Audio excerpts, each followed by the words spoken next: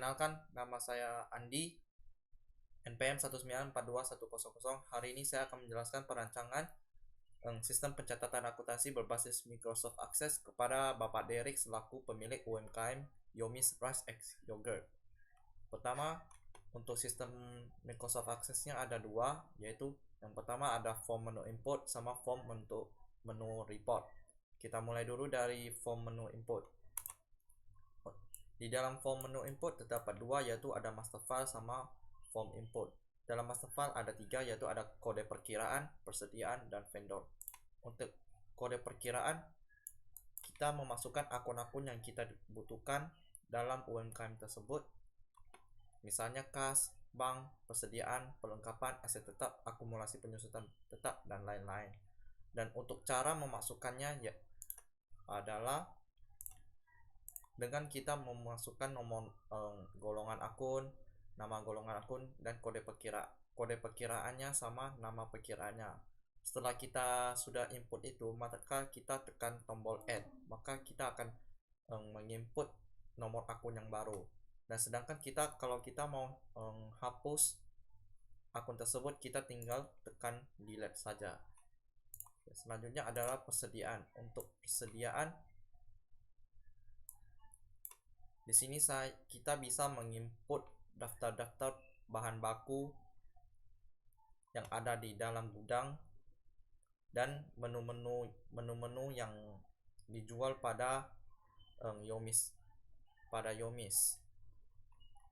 Misalnya untuk kode B. Kode B itu untuk daftar bahan baku yang dilakukan untuk mengolah menjadi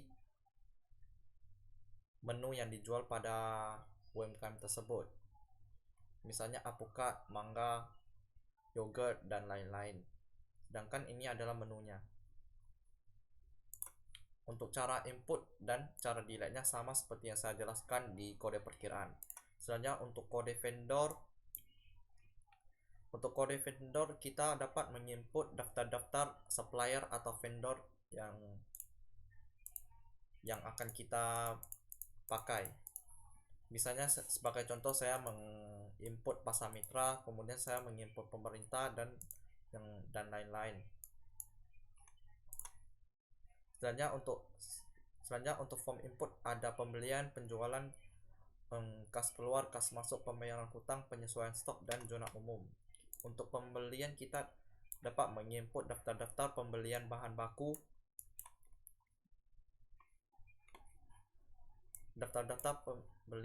baku,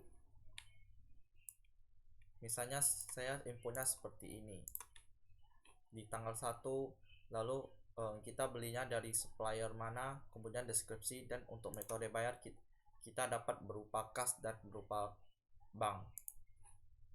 Selanjutnya adalah penjualan. Penjualan adalah dimana kita untuk menginput transaksi penjualan yang pada UMKM tersebut, dimana kita cara inputnya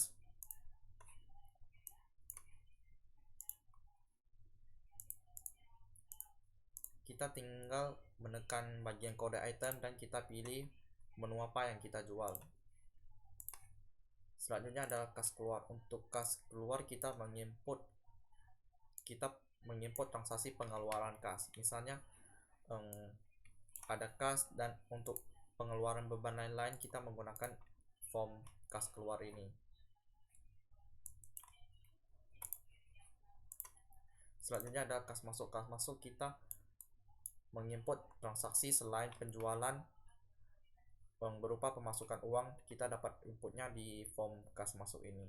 Selanjutnya adalah untuk pembayaran hutang. Pembayaran hutang bisa kita input bila kita ada pembelian barang secara kredit atau secara hutang. Selanjutnya ada untuk penyesuaian stok. Untuk penyesuaian stok itu kita dapat mengisi stok yang awal dengan stok yang keluar dari gudang. Misalnya untuk transaksi tanggal 1 stok awalnya seperti ini, kemudian saya melakukan pengeluaran stok di tanggal 7. Untuk fungsi untuk pengeluaran stok itu akan dihitung sebagai COGS dalam laporan laba rugi. Next, untuk jurnal umum. Untuk jurnal umum yaitu kita menginput transaksi-transaksi umum seperti untuk saldo awal, misal untuk transaksi selain pembelian, penjualan, kas keluar, kas masuk, itu semua kita bisa inputnya di dalam jurnal umum. Oke, selanjutnya kita close dulu, kita masuk ke form menu report. Untuk form menu report ada laporan keuangan sama laporan stok. Dalam laporan keuangan ada dua, yaitu ada laporan posisi keuangan sama laporan laba rugi. Untuk laporan stok ada kartu stok dan sisa stok. Untuk melihat laporan keuangan pertama kita harus isi dulu dari tanggal berapa hingga tanggal berapa. Misal saya buatnya 1 November sampai 30 November. Lalu kita buka laporan posisi keuangan. Untuk laporan posisi keuangan akan muncul hasil seperti ini, yaitu total aset adalah 109 juta sekian dan total liability sebesar 109 juta sekian, yaitu total aset sama total liability dan equity itu sama. Selanjutnya ada untuk profit dan untuk laporan laba rugi. Untuk laporan laba rugi di sini ada penjualan yang kita input di form penjualan, kemudian ada COGS. Nah, COGS ini hasilnya kita dapat dari pengeluaran stok, di mana kita mengeluarkan stok dari gudang itu sudah dianggap sebagai COGS. Selanjutnya adalah beban, yaitu beban lain-lain, beban listrik, air, telepon, beban gaji tunjangan dan karyawan, itu semua kita inputnya di kas keluar. Selanjutnya adalah kartu stok. Untuk kartu stok kita bisa melihat mutasi dari semua bahan baku yang tersedia dalam gudang kita. Misalnya apukat untuk stok awalnya ada 5, kemudian kita ada pengeluaran stok sebesar 5, kemudian kita ada penambahan stok atau pembelian stok baru yaitu 1, sehingga saldo akhirnya adalah 1. Selanjutnya yang terakhir ada sisa stok. Untuk sisa stok itu kita bisa melihat hasil akhir berapa sisa stok kita tanpa bisa kita lihat mutasinya. Untuk bisa lihat mutasinya kita bisa lihat di kartu stok. Kalau untuk laporan sisa stok kita cuma bisa laporan akhirnya sisa stok yang ada di gudang. Misalnya apokat sisa 1, mangga sisa 1, oat sisa 35. Oke, sekian dari sistem yang saya buat untuk UMKM Yomis X Yogurt. Sekian dan terima kasih.